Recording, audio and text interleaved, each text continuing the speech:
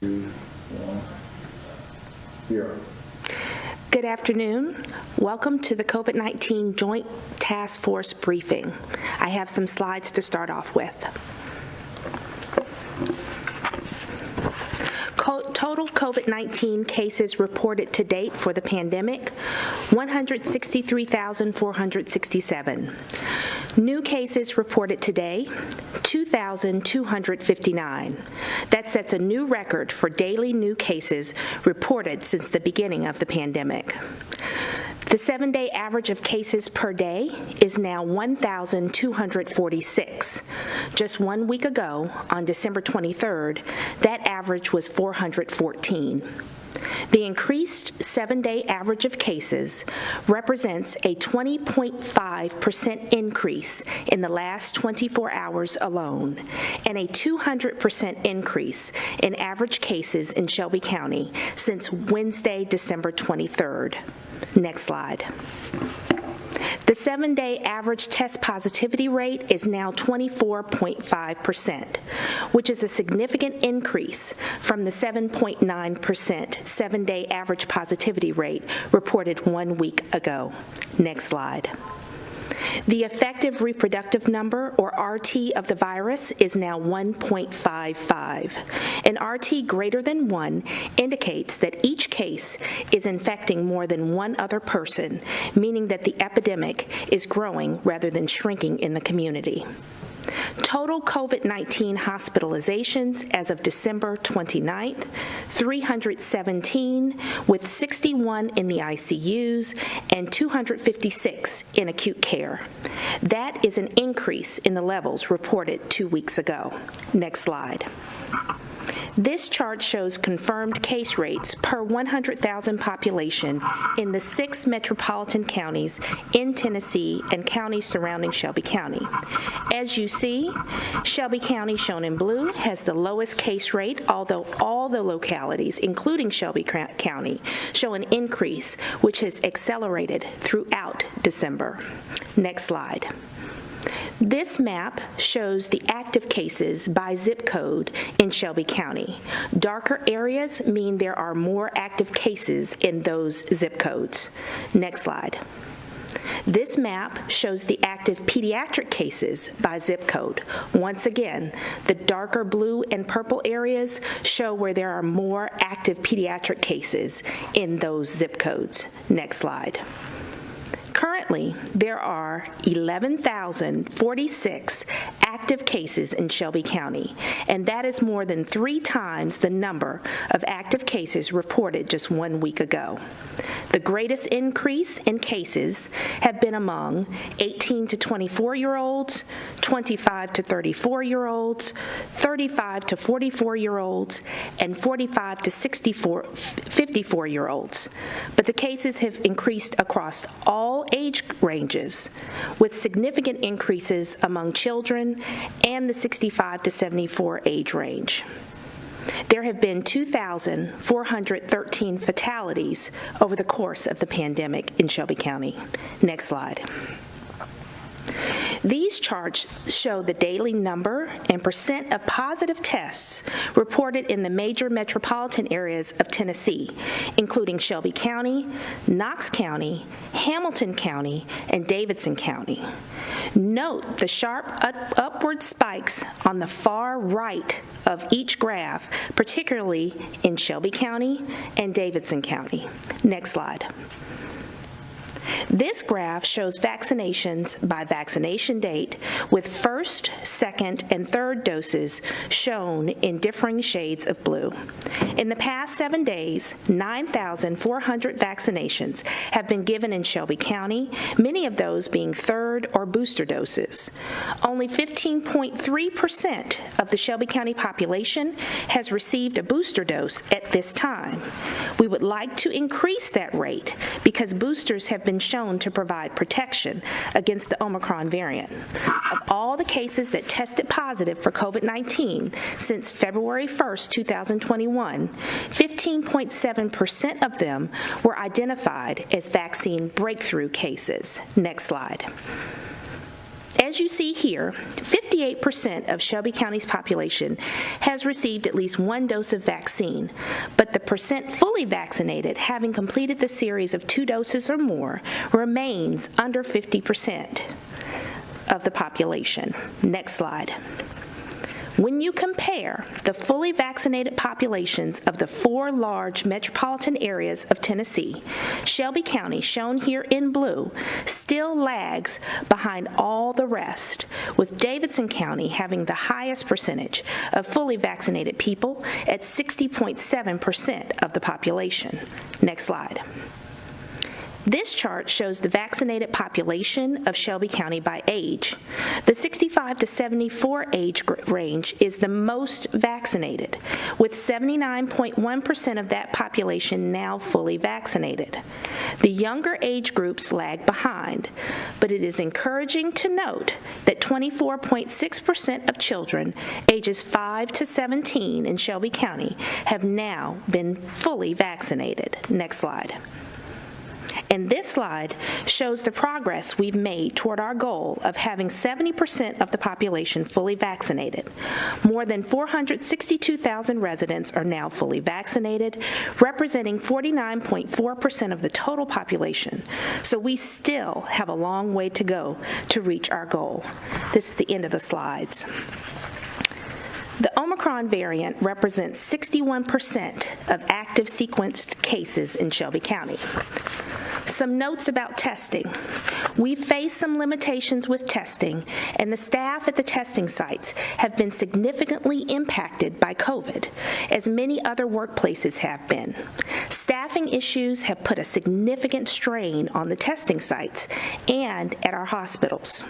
We are working with the state of Tennessee, community testing partners, and governmental agencies to expand capacity at existing testing sites and bring on new locations throughout the community. We are also coordinating with the state of Tennessee to expand the number of home testing kits that are available. Community partners such as colleges and universities, fire departments, assisted living facilities, and K-12 schools are also ordering and performing the test for their populations. The combination of increased access to community testing and expanded testing of vulnerable populations is a combination approach that will help get us through this sudden rise in cases. Our goal is to have at least 2 additional community testing sites open by the end of next week. I want to acknowledge one of our key partners helping lead this public-private partnership, Jenny Bartlett Prescott. She has been a rock star in these efforts to organize and mobilize testing resources in our community. I have 3 main points to make before I pass it over to Chief McGowen. Number 1, if you are positive on a home test, in a household with someone who is positive or having mild symptoms, do not go to the ER to get tested for COVID-19. Assume you're infected and stay at home and isolate for at least 5 days. And then wear your mask faithfully and properly for an additional 5 days. Number 2, if you're planning to gather for New Year's Eve or any other reason, please know that 50%, less than 50% of Shelby County remains unvaccinated and is vulnerable to becoming infected and possibly having a severe outcome as a result of being infected by COVID-19. People are still dying from COVID-19 in the hospitals. Many of the monoclonal antibody treatments that worked on past variants do not work against the Omicron variant. No business is safe, no household is safe, no individual is safe until everyone has some modicum of safety in this community and communities around the country. And number 3, if you're unvaccinated, let this be the day or the week or the new year that you change that. Your life may literally depend on it. The vaccination is safe and effective, And whatever your decision is, please know that the COVID-19 Joint Task Force and the Shelby County Health Department will continue to fight to protect your health every single day and the health of this community. And with that, I will pass it over to Chief McGowen. Thank you, Dr. Taylor. Typically, I have some points that are a little different than Dr. Taylor has to share, but today I just want to put some emphasis around what she said, and I'll simplify it down as much as I possibly can for my understanding. We have double the number of people in the hospital than we had 1 week ago. We have more than double the number of cases that we had a week ago.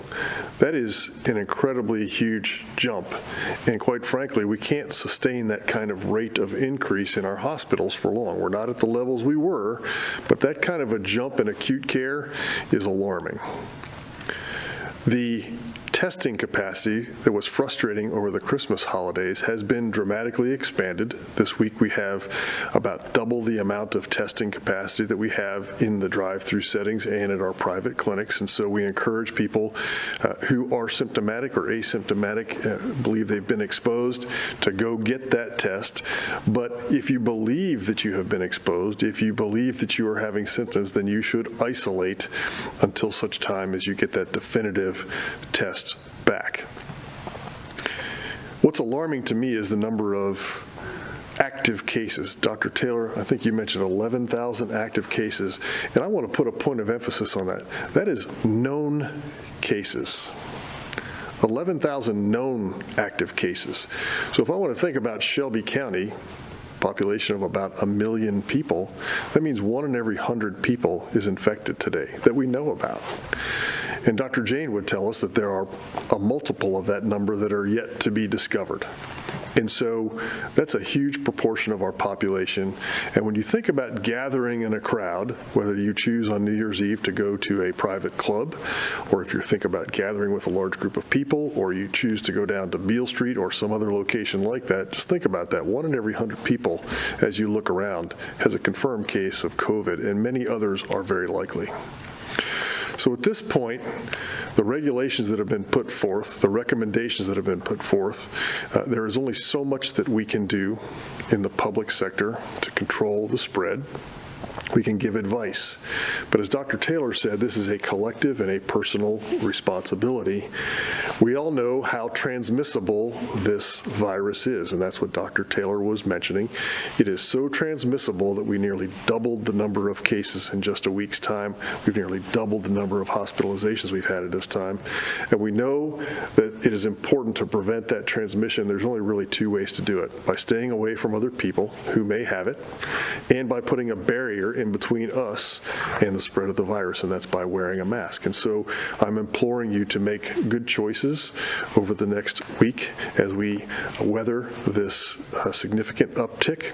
Put a barrier between you and possible exposure by wearing a mask. Really think long and hard before you gather in any kind of a group that is beyond your immediate family unit and those people that you know to be safe and free from COVID.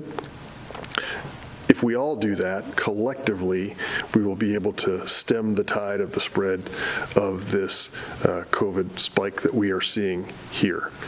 I'll come all the way back to the beginning when I talk about hospitalizations. Our hospitals remain stressed. They are all very full with really sick people. People with COVID are adding to that stress. And what's adding even more in our emergency departments are people who are seeking a test at the emergency department. I will re-emphasize, please do not go to the emergency room simply to seek a COVID test. Dr. Taylor told you to manage your symptoms at home, go to a public or a private testing site to seek that test. We don't want to add to the issues that we already have in our emergency departments if we can at all help it. So with that, I'll stop and take any questions you have. Brad Broders, ABC 24. Good afternoon, Dr. Taylor and Chief McGowen. Dr. Taylor, can you just reiterate the just reiterate, does the county have the ability to again issue a mask mandate, or is that, to your understanding, the state law does not allow that? And if there is a chance to reiterate a mask mandate, has that even been considered? And I have a follow-up.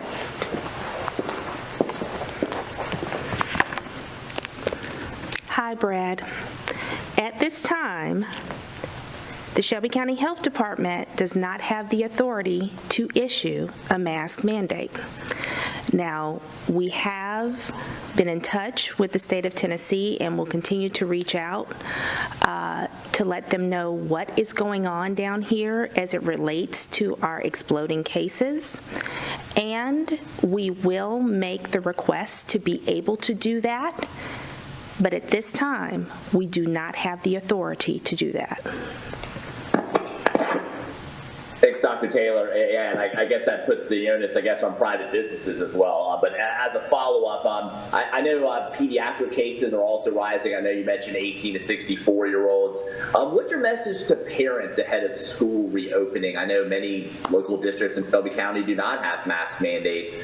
Do you think children should get tested before Monday just to have peace of mind for parents? And what are some other preventative measures you'd like to get across to parents as school opens next week? Great question. I do know that some of the school districts are already doing testing for their populations. The message that I have for parents would be the message that I have for everybody in Shelby County. I've said it, Chief McGowen has said it, many other people have said it. This is a collective responsibility moment. So that means that if you're not masking up when you go out in public, you don't need the Shelby County Health Department, the city of Memphis, the city of Bartlett, the city of Germantown, or anybody else to tell you to put a mask on to understand that we are at a critical moment.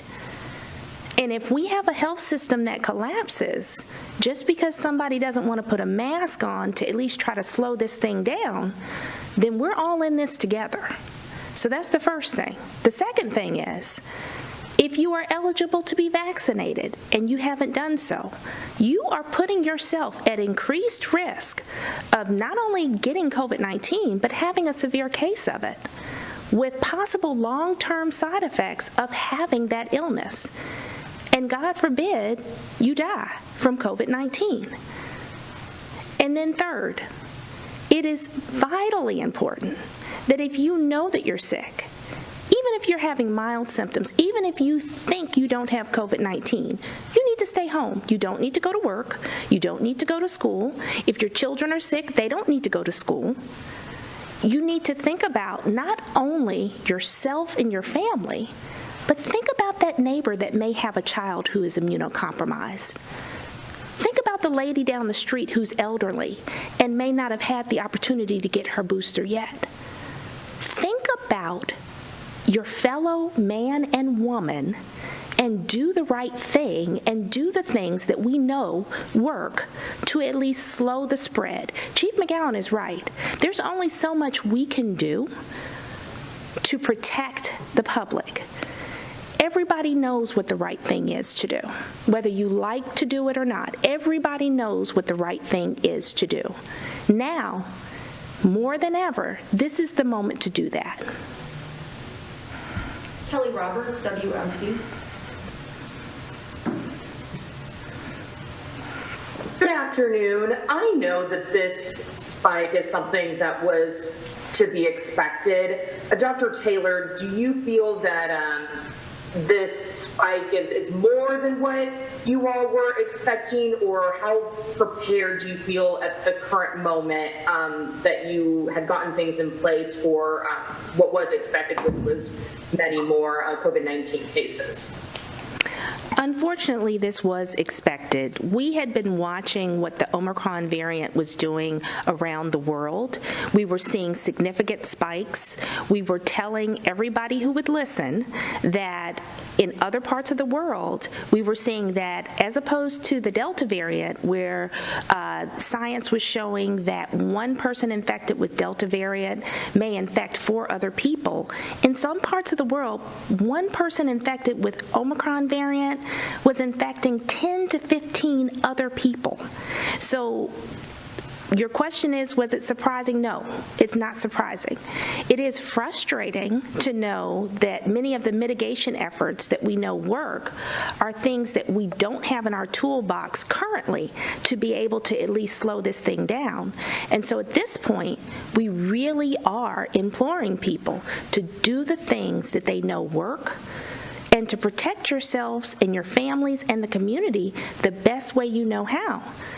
Because this is not going away, and these increases are not going to stop. And unfortunately, we know the trend of surges. First, you see 2 weeks of increase in cases. Then you see 2 weeks of increase in hospitalizations, which Chief McGowen just told you, and I read in the numbers, that's already starting to happen. And then you see 2 weeks of an increase in deaths, historically with other surges. We are praying that that's not the case this time, but we just don't know yet. But what we do know is how to slow the spread of this virus. We've had almost 2 years of practice to do just that. Thank you. And you kind of were getting toward my next just follow-up question about hospitalizations. So we have seen a very large increase in cases. We have seen week over week an increase in COVID-19 hospitalizations. I know that there has been some talk about possibly the silver lining that cases may go up, but maybe hospitalizations may not. But are you saying at this point we're seeing that trend that we've seen with other variants, with other surges, toward hospitalizations going up continually? Or does that silver lining still exist that hospitalizations won't spike just as high as we've seen in other surges or with other variants? Thank you.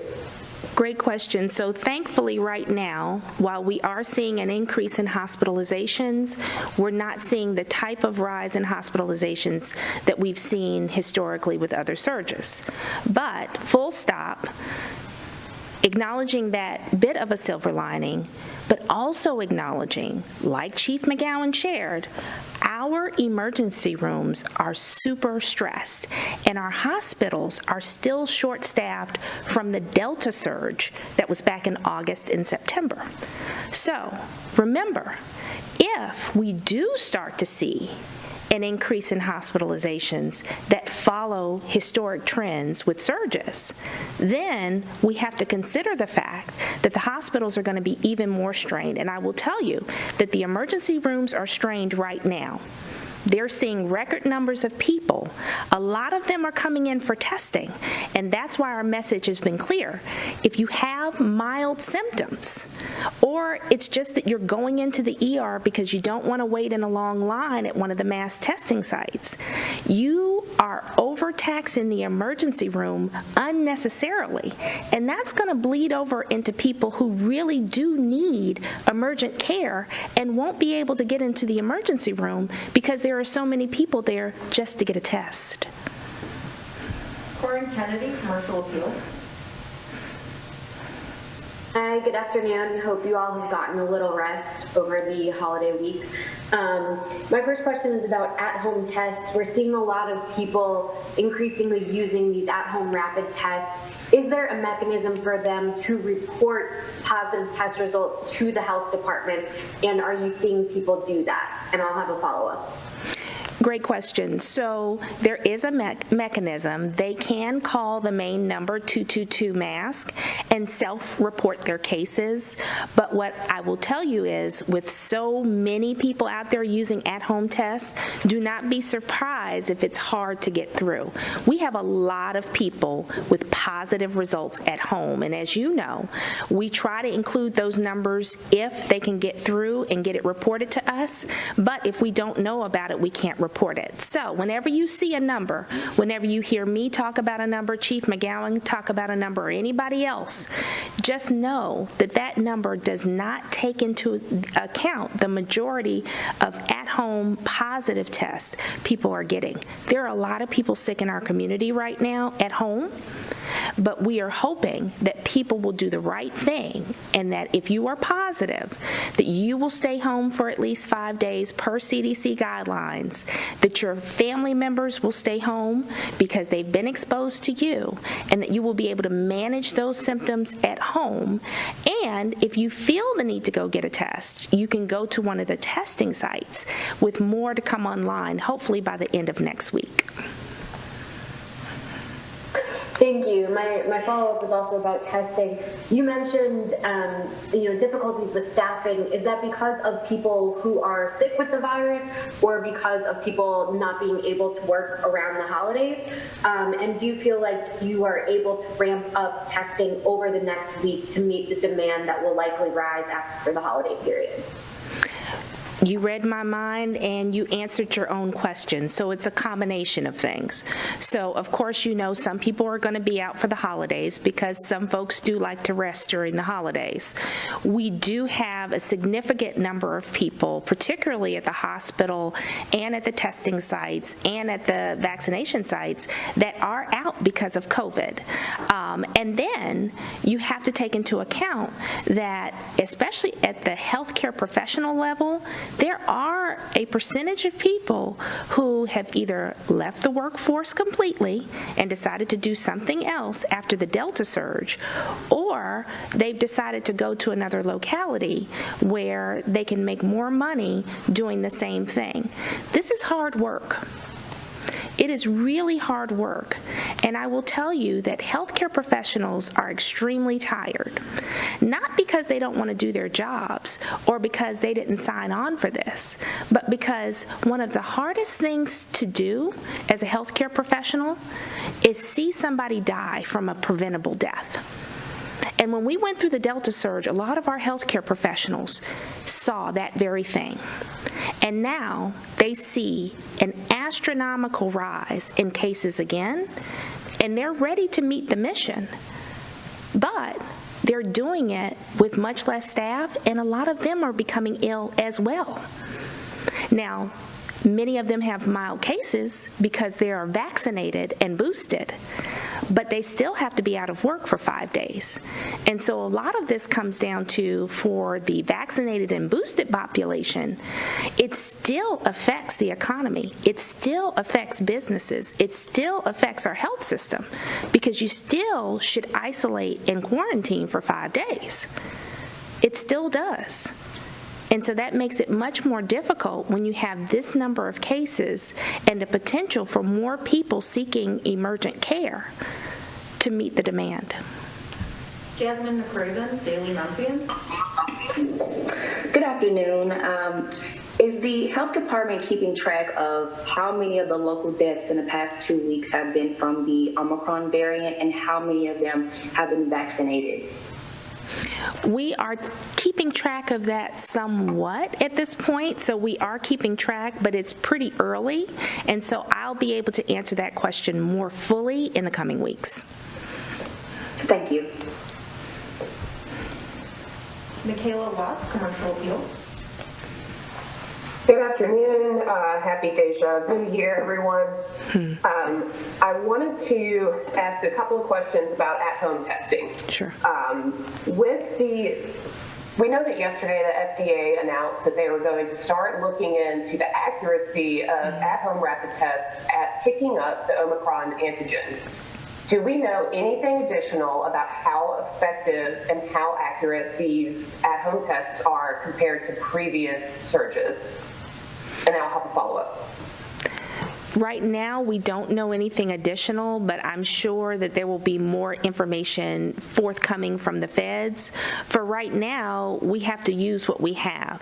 So if you have been blessed enough to have an at-home test or a number of at-home tests, I would recommend you continue to use them, but with the understanding that if you're using them because you have symptoms and you end up getting negative, that doesn't mean that you're necessarily negative.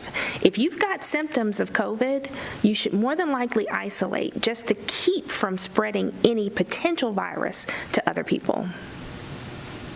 Got it, great. And I said I was going to be asking 2 questions about the at-home tests. I accidentally lied. My second question is about the presentation of symptoms. It seems like every time we have a new variant, we are trying to figure out amongst ourselves, you know, is this symptom more prevalent with Delta? You know, what kind of variant do I have? So for all those folks out there who are confused like me and are also chronic allergy sufferers, do we know anything about how Omicron presents in vaccinated individuals that is different and worth paying attention to compared to Delta? Once again, very hard to answer that question right now with as early on as we are with this new variant. So what I would tell you for chronic allergy sufferers, don't assume that it is your allergies, especially when we have this level of cases in the community. Chances are you have been exposed to somebody with COVID-19, and there's a chance that you could be infected. So if you have the opportunity to test, you should do so. You should not assume that it's your allergies and go out in public, particularly maskless, and think that you're not possibly infecting other people. The other thing I'd say is that really, once again, getting back to that collective responsibility, if you are going out in public, whether it's to work, school, the store, anywhere else, you should really have your mask on. And I have heard from many allergy sufferers that their allergies are much better after they had to wear masks for so long. And so the benefits are there, and if you think you have a potential case, you should have your mask on, and you're keeping that transmission slower than it is right now. We are out of time. Are there any closing messages? Cannot say this more strongly enough. Mask up. Please do not go in large gatherings without understanding that you are putting yourself and others at increased risk of continuing to spread this virus, COVID-19. And if you are eligible to be vaccinated, or you know somebody who is eligible to be vaccinated, and you have not taken the opportunity to do so, today is the day to go and do that. This week is the week to go and do that. There hasn't been a better time. No judgment if you haven't done it already. If the decision today is to get vaccinated, please do it. Your life depends on it. Your community's lives depend on it. And we are in this together. Thanks, everyone. Have a safe weekend.